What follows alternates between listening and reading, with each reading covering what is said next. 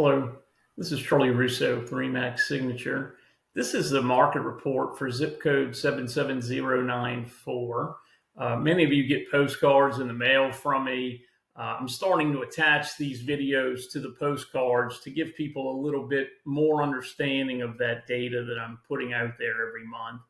094 as a zip code encompasses Green Trails, Windsor Park Lakes, Windsor Park Estates. There's a few other neighborhoods in there as well, like Crystal Lakes and the Green Trails Townhome neighborhood and Barker Trail or Baker Trail south of us here.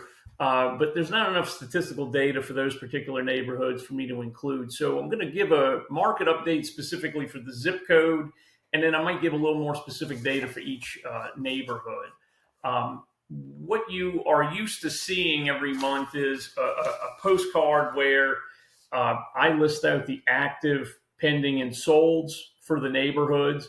So, for example, the October market report postcard, if you scanned and you're seeing this, would show Green Trails has, as of November 1st, had 9 active listings at an average price per foot of $189 a foot, and average days on market right around 44 days. The pending listings, there were 6 under contract but haven't closed yet. Those were listed right around 188.33 and were on the market for about 9 days. And the sold listings from this year, so from 2024, January 1 through November 1st, when I pulled the data, there have been 45 sales in Green Trails with an average sales price per foot of $185.98, and they were on the market an average of 26 days. Average is exactly what it says. It's an average. That does not mean your home's going to sell for $185.98. Every home's different. Please use this data as kind of a little litmus test to spark or to track that month over month. Maybe you see the average go up, goes down a little bit. It really just depends. Price per foot is really not an awesome way to value a home, especially in a neighborhood like Green Trails where you have homes that are a little bit older, some a little bit newer, some are massively updated, and some haven't been touched. So if you want more specific data for your house, please call, text, or email me. Be happy to just send you generic data, or I'll even sit down with you, visit your home, give you specific ideas of what the market would bear for your home presently. Okay, so this was Green Trails for zip code 77094. I'm going to go into the next neighborhood here. Windsor Park Estates. So the Estates runs along Greenwood Chase between Baker and Fry. It's on the north and the south side of it. It's basically 2 separate, infinity kind of shaped neighborhoods.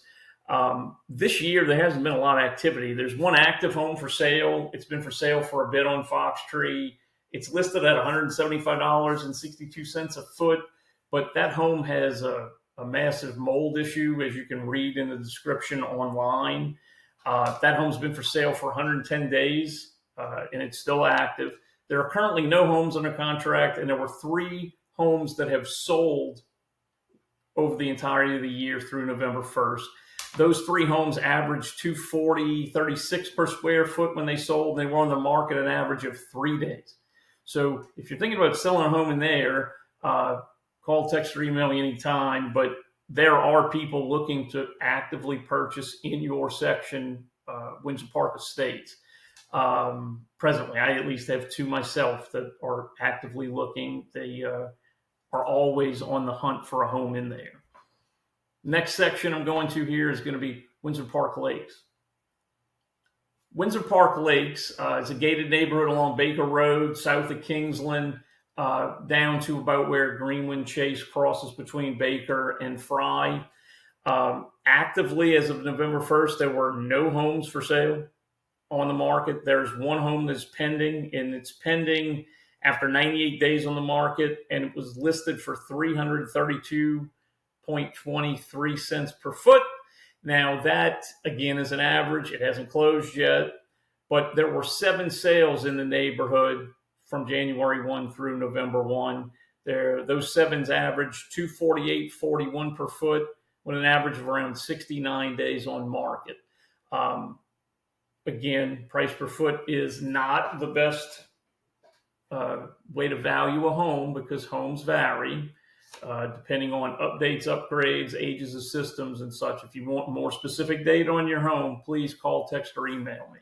Now, for zip code 77094, which encompasses the three previous neighborhoods I mentioned, I wanted to give you some other data.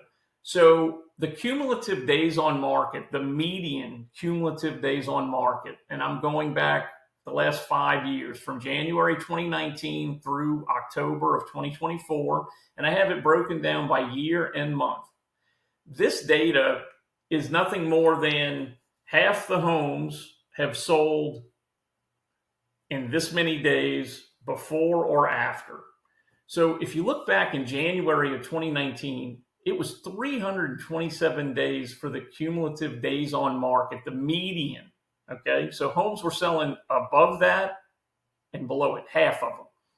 Now, that could have been one home that month or two homes that month. Okay, but when you start looking at a trend, I want people to pay more attention to that time period between March and August. These tend to be the lower days on market homes when they close, and homes tend to move quicker, as you see from 2019 when you hit the COVID year of 2020, and then the hyper appreciation years of 21 and 22, you'll see that the days on market drastically dropped across the board, especially in that selling zone that a lot of us talk about. And it's purely because people followed the school cycle here. Now in 22 and 23, the school cycle was followed a little bit less in the after school starting periods. But again, it just depends on which homes in that month. Now, the next one I wanted to share was months of inventory.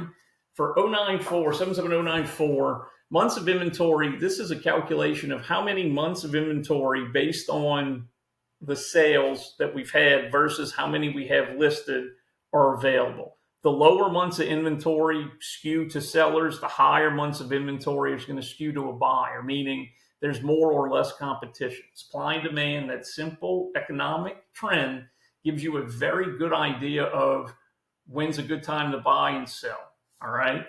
Now, just because the months of inventory might be a little higher, like for example, if we go back to October of 2019, there was 6.3 months of inventory, where we're pretty close to 5.9 this year. Well, that doesn't mean that it's a buyer's market. It is more balanced.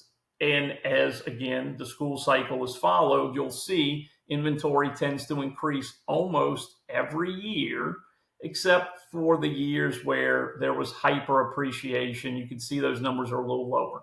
If I went back another 5 years, the months of inventory from 2018 through 2013, we were at 6 months of inventory basically any point after October of any of those years. So it was very common for people to think it was a bad time to sell a home after school started, and you'd see the inventory creeped up. What would happen is most of them had their homes for sale. They waited too long to price it more appropriately. The market got away from them. School started. Their homes stayed on the market. Either they withdrew them, they terminated them, or they've lowered the price eventually till they got sold. Now, this one is the factor that it's the statistic that I want people to take to factor in more appropriately when they're thinking about selling a home. Just because someone listed it at a price doesn't mean they sold it there. So this is closed prices versus the original price. So people will sometimes delist a house, reactivate it, get a new MLS number, and then it'll look like it's a new listing to the consumer. Well, as agents, we have access to this data. We share this data with our clients, especially buyer clients, because who doesn't want to have more information when making a purchase of this size? Well, this data here indicates that as you got outside of these March to the August timeframe, you'll start seeing that the price to sales price ratios got further and further from 100%.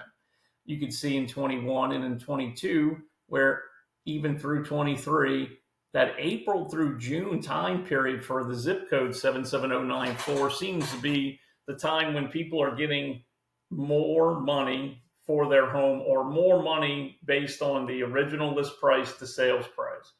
This goes along with the factor of pricing a home appropriately up front will get a home sold for more money and quicker, because you can see, let's use 22 for example, or 21, 23. Let's go back to May. Cumulative days on market also corresponds. So they're selling quicker and for more money.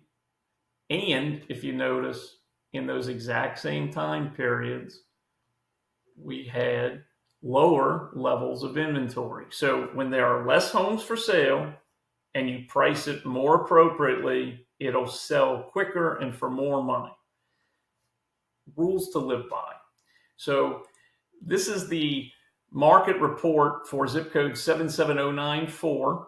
I hope you continue to scan this QR code on the postcards I send out in the mail, so that you can track it. And if you don't mind, if you want this information, you don't want to wait for the postcard, go ahead and hit subscribe or click the link below this posting. We'll have a hyperlink there where you can subscribe to this particular neighborhood market report. I'm doing these for a couple of different zip codes and for about 9 different neighborhoods. So if you just want to check those out as well, feel free. You can go back through the playlist and check them all. This is Charlie Russo, RE/MAX Signature. Have a great day.